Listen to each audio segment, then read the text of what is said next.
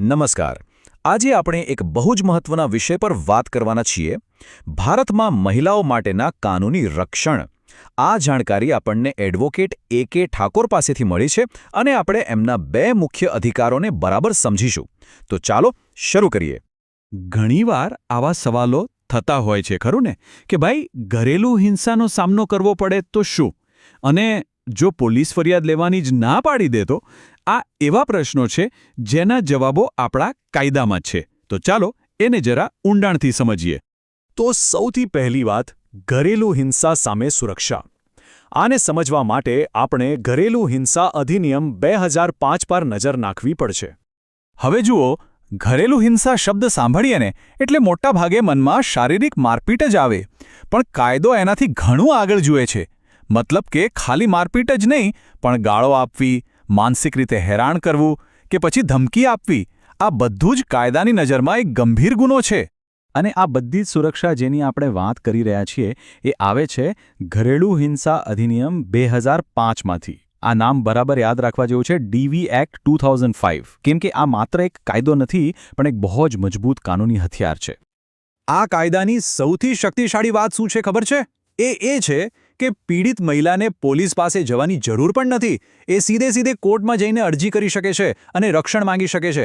વિચારો, આ તો ન્યાય મેળવવાનો એકદમ સીધો રસ્તો છે.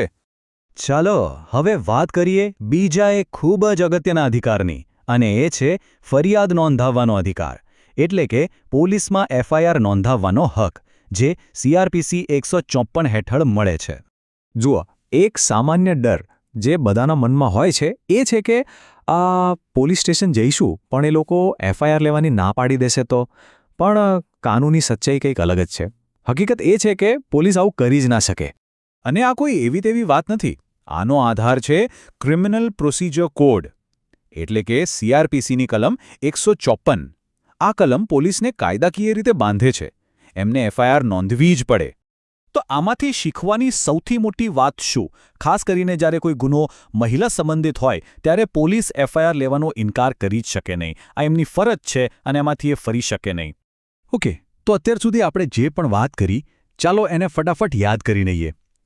આ બે કાનૂની જોગવાઈઓ સમજો કે બે મુખ્ય કાનૂની સાધનો છે જે હાથમાં હોવા ખૂબ જરૂરી છે.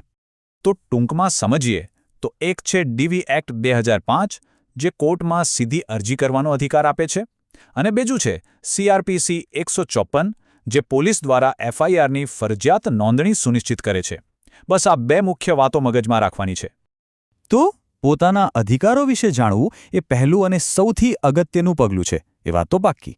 પણ શું આટલું પૂરતું છે?